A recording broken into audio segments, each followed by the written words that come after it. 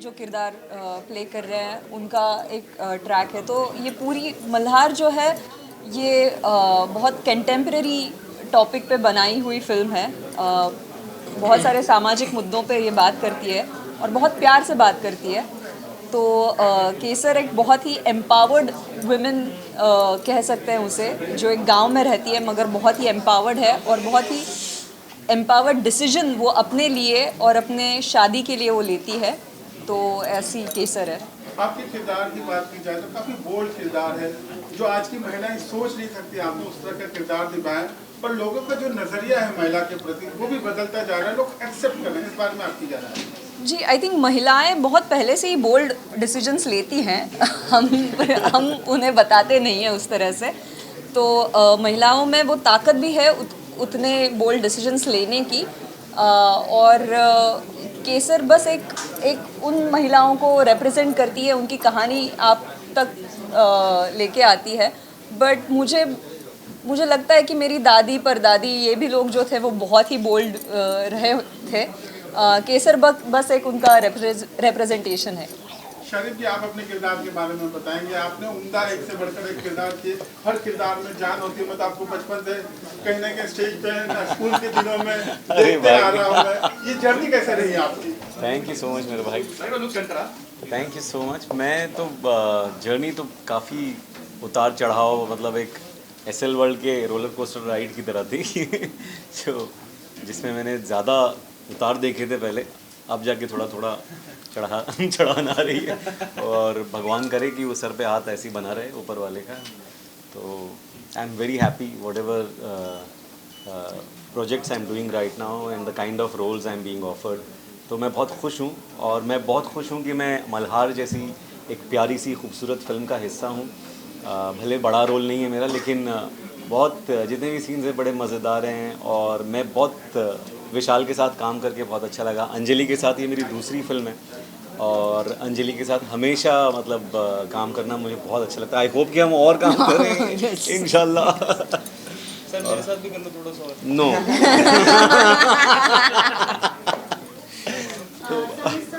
शादी वक्त से जानना चाहूँगी, अगर इस फिल्म की बात करें हम तो सबसे ज़्यादा एक बात में आप लोगों जबकि आपके लोगों के प्रोजेक्ट अगर हम देखें तो एक से बढ़कर एक प्रोजेक्ट आप लोगों ने किया है। इस फिल्म में क्या खासियत आपने देखा आप दोनों ने स्पेशली कि इस फिल्म को करना जरूरी है ऑडियंस को? मैं तो यही कहूँगा, स्क्रिप्ट सबसे बड़ा डिसाइडिंग फैक्टर था मेरे लिए, क्योंकि इतनी बढ़िया लिखी हुई स्क्रिप्ट। हम लोग इतनी स्क्रिप्ट्स पढ़ते हैं ना, जिसमें से कई बार आधे में हम सो जाते हैं, और अगर नरेशन हो रहा है फिर तो, और फिल्म की स्क्रिप्ट बुरी है तो भगवान ही बचाए। भाग भी नहीं सकते नरेशन भाग भी से। नहीं सकते। पढ़ने के वक्त आदमी फिर भी वो कर लेता है। तो ऐसे में जब आपको एक अच्छी स्क्रिप्ट मिलती है तो वो एक it is like a blessing in disguise. और ऐसी एक खूबसूरत स्क्रिप्ट विशाल ने लिखी है मल्हार की। बहुत काफ़ी मुद्दों को टच करती है बिना कहीं प्रीची हुए, और बच्चों से इन्होंने इतना बढ़िया काम करवाया है। मतलब बहुत बहुत अच्छी मेरा लिए डिसाइड कर, जो आप कह रहे हैं, मेरे लिए वो स्क्रिप्ट था डिसाइडिंग फैक्टर। और मैंने इनकी एक शॉर्ट फिल्म देखी थी तो इनके ऊपर भी भरोसा आ गया था। और फिर अंजलि है, इन्होंने मुझे बताया, तो फिर गेम ओवर हो गया। अंजलि जी, आप लुक की बात करें तो बहुत ट्रेडिशनल लुक में आप नजर आ रहे हैं। एक सेकंड, इनका एक जवाब हो जाए। हाँ। जैसे कि ये 4 अलग अलग स्टोरीज़ हैं, 3-4 अलग अलग स्टोरीज़ हैं, और चारों बहुत अच्छे से राइटिंग लिखी हुई है, बहुत अच्छे से लिखी है, और काफ़ी अच्छा लोगों ने परफॉर्म किया है इस फिल्म में ना। और इन भाई ने भी बहुत अच्छा किया। तो मैं इतना कहूँगा कि राइटिंग बहुत अच्छी है फिल्म की, डायरेक्शन बहुत अच्छा है, और देखने लायक फिल्म है, बहुत ही अच्छी फिल्म बनाई है। सर एक सवाल आप सभी से है। मैं काफ़ी दिनों बाद एक ऐसा पोस्टर देख रहा हूँ मूवी का कि अभी पोस्टर देखो तो गन, बंदूक, बारूद यही सब देखने मिलता है, या फिर बम ब्लास्ट के सीन, गाड़ियों के एक्सीडेंट का सीन, कपड़े भी वेस्टर्न टाइप देखने के लिए मिलते हैं। लेकिन ऐसा पोस्टर मुझे दिख रहा है जिसमें सब कुछ ट्रेडिशनल है, पहनावा वगैरह, ग्रामीण परिवेश से जुड़े लोग और नीचे वगैरह दिख रहे हैं। जो इस तरह का जो प्रयोग किया गया मूवी में, वो क्या आपके विचार क्या है इस बारे में? लोग रिलेट कर पाएंगे क्या? बिल्कुल रिलेट कर पाएंगे। पंचायत इतना बड़ा हिट क्यों है, उसमें तो मतलब वो एकदम हार्टलैंड को फोकस करता है, और लोगों ने उसे इतना सराहा है। मेरे ख्याल से तो उल्टा, कहानियाँ जब अपने रूट से जुड़ी होती हैं ना, तो लोग उसे और ज़्यादा पसंद करते हैं। इनफैक्ट वो इंटरनेशनल हो जाती हैं फिर। तो मेरे हिसाब से तो वो हमारा प्लस पॉइंट है और आई होप कि ऑडियंस भी उसे उस नज़र से देखेगी और एक फ्रेशनेस, जैसे आपने कहा कि इतने सारी गोला बारूद और बंदूक वाली चीज़ें हैं, तो उनके लिए भी एक ब्रेथ ऑफ फ्रेश एयर होगी मल्हार। सारिक साहब ये भी जानना चाहेंगे, अगर कोई भी फिल्म आती है बॉलीवुड में, उसके प्रमोशन बहुत बड़े पैमाने पे होते हैं, तो इस फिल्म का किस तरह से प्रमोशन आप सभी करते हैं आर्टिस्ट की, लोगों तक ये फिल्म पहुँचे? क्योंकि जब भी एक कहते हैं छोटे बजट की फिल्म आए तो कहीं ना कहीं उन लोगों तक नहीं पहुँचती जो एक्चुअल में ये फिल्म सबको देखनी चाहिए। ये इसका मतलब जवाब जो है वो तो प्रोड्यूसर साहब बेहतर दे पाएंगे। हम तो उनके साथ में अवेलेबल हैं, वो जहाँ बोलेंगे हम वहाँ पहुँच जाएंगे। मगर ये लेकिन हाँ, सबसे अच्छी बात ये है कि हमारे जो प्रोड्यूसर है उन्होंने द फिल्म इज़ रिलीजिंग, मतलब 100 से ज़्यादा थिएटर्स में रिलीज़ हो रही है हिंदी में और 50 थिएटर्स में रिलीज़ हो रही है मराठी में। So it's a huge risk that he has taken. ये बहुत ही मतलब बहुत बड़ी बात है और उनका विश्वास भी इस फिल्म पे दिखता है, विशाल के काम पे दिखता है। और ये फिल्म बहुत ही उम्दा बनी हुई है, इतने सारे लोगों ने इतनी मेहनत बना के इस फिल्म को बनाया हुआ है। तो जैसे कि ये कह रहा है कि रूट से जुड़ी हुई कहानी है, एक फील गुड फिल्म है, but at the same time ये बहुत सारे समाज के बहुत सारी जो क्या कहते हैं मुद्दे हैं उन पे बात करती है।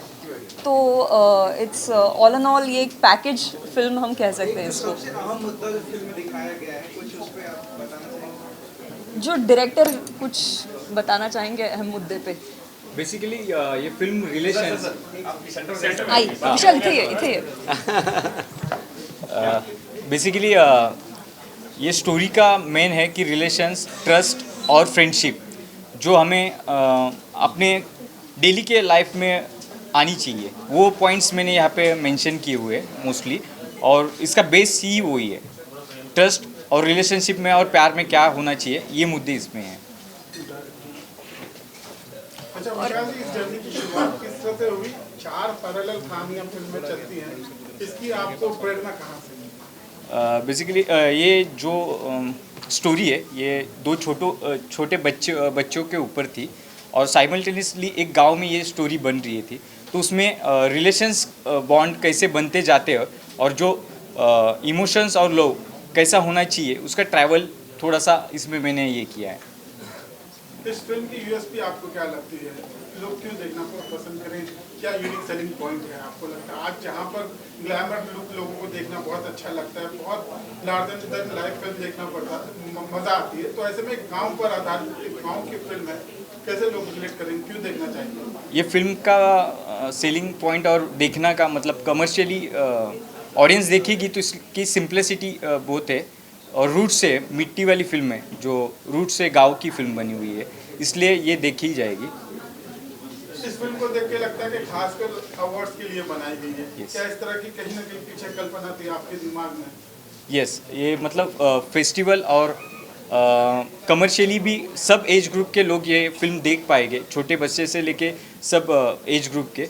ये मेरा फर्स्ट पॉइंट था कि सब लोग ये फिल्म देख के एंगेज हुए। फिल्म में म्यूजिक को कितना स्कोप है?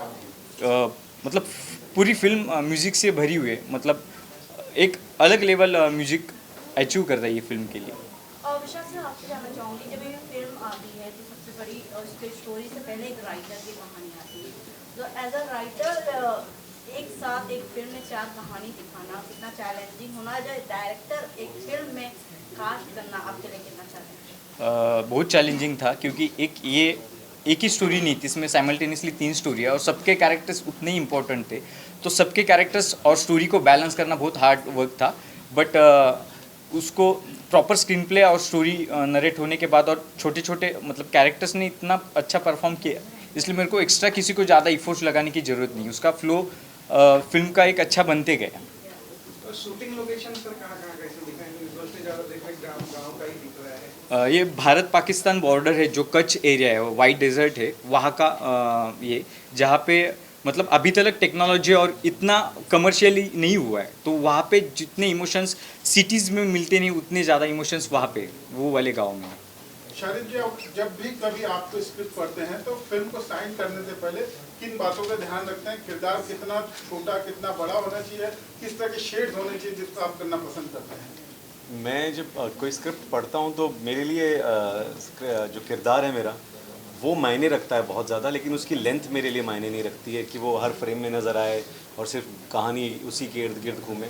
ऐसी कोई मतलब लालसा नहीं है अंदर। मतलब ऑफ कोर्स जब मिलता है तो वो उसमें कोई एतराज़ भी नहीं है, लेकिन कहानी में जो किरदार है वो बहुत अगर उसका इंटेग्रल पार्ट होना चाहिए। अगर वो निकल गया तो फिर कुछ एक लिंक टूट गया। वो अगर है और मुझे उसमें करने के लिए क्या मिल रहा है, किन लोगों के साथ में मैं वो फिल्म कर रहा हूँ, डायरेक्टर कौन है, वो बहुत इम्पॉर्टेंट है। और स्क्रिप्ट कैसे लिखी गई है, बाकी के कास्ट कौन है, क्योंकि टीम का अच्छा होना बहुत ज़रूरी होता है।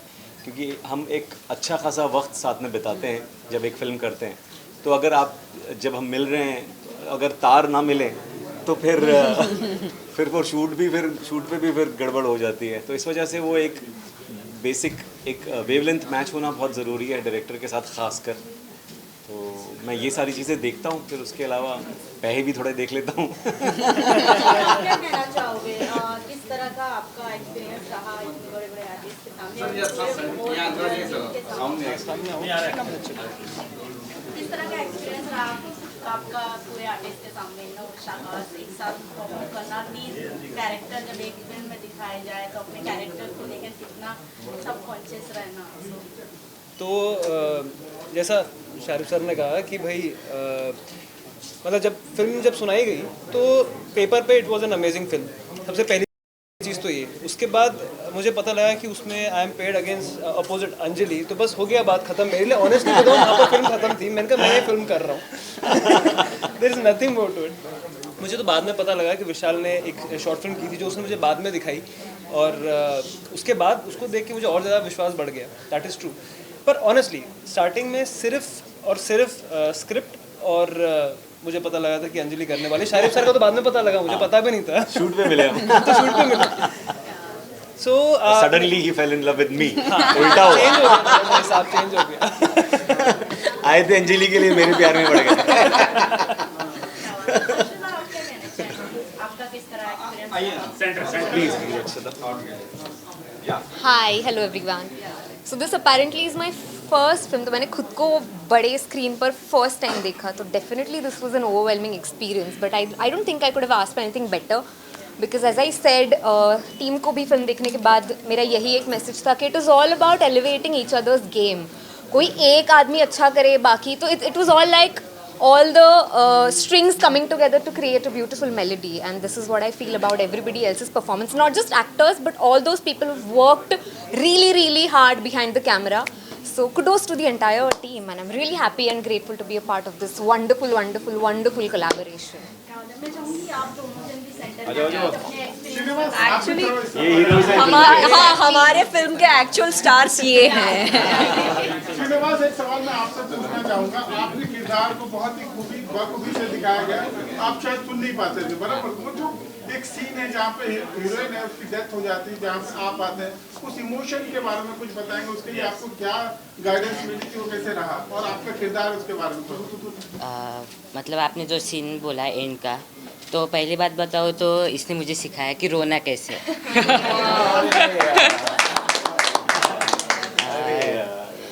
क्योंकि इसने बताया मुझे रोना कैसे, और मतलब ऐसे ही नहीं कि इसके तरफ से बहुत सारे एक्टर है उनकी तरफ से मुझे गाइडेंस मिला। और आपने देखा होगा कि भैरव है, तो उसका मतलब